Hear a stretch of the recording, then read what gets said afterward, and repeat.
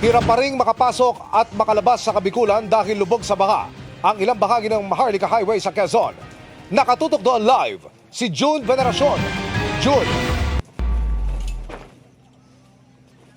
Emil, dahil madilim na yung kalsada at mataas pa rin yung baha, ay naglabas na ng utos ang lokal na pamahalaan ng Lopez, Quezon na ipinagbabawal na ang pagdaan ng lahat ng uri ng sasakyan maliban na lang yung mga rescue vehicle dito sa Maharlika Highway. Kaya naman pila-pila na yung mga stranded na sasakyan ng mga pasahero at motorista na pabiyahe sana papuntang Bicol.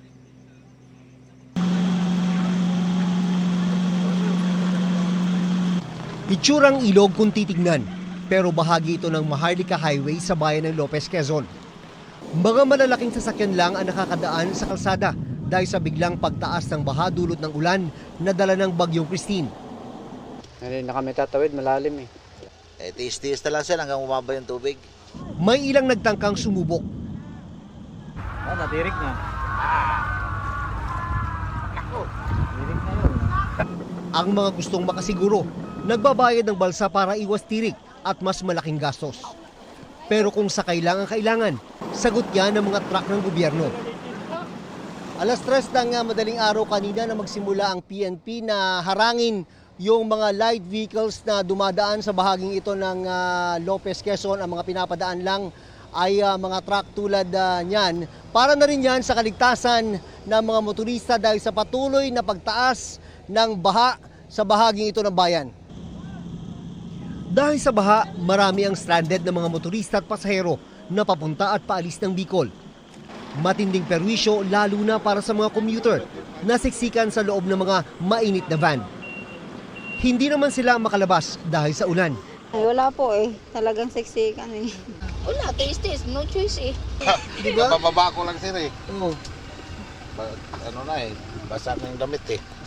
Bukod sa nasira ang kanilang mga plano, mas lumaki pa raw ngayon ang gastos nila dahil stranded. Kaya po kami nagbakasyon gawa nung panghuling dasal ng tatay namin bukas. Ano yun? Makausad kami bukas, di na namin naabutan kasi Sabado pa kami makakarating. Pero oportunidad ang ganitong sitwasyon para sa mga madiskarte, gaya ng mga nagbabalsa. Tila diskarte at abilidad din ang gamit ng asong ito para makatawid sa baha. Sakay lang yan. Nakisakay. Pagbalik, sasakay din muli yan. Ulan man o baha, hindi nakapigil sa lalaking ito para ma-deliver ang espesyal na handa ng kanilang customer.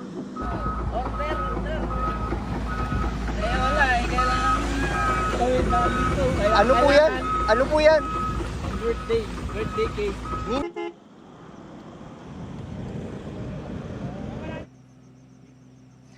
Emil, kahit gabi na ay mahigpit pa rin minomonitor ng mga otoridad yung baha dito sa Maharlika Highway, lalo pat mamayang gabi sa pagitan ng alas 9 at alas 10 ay inaasahang magkakaroon ng high tide na tiyak na magpapataas palalo sa baha rito. Samantala, sa bayan naman ng Mulanay ay nagdeklara na rin ng state of calamity para matugunan ang pinsalang dulot ng bagyong Christine. Balik sa Emil. Maraming salamat, June Veneracion.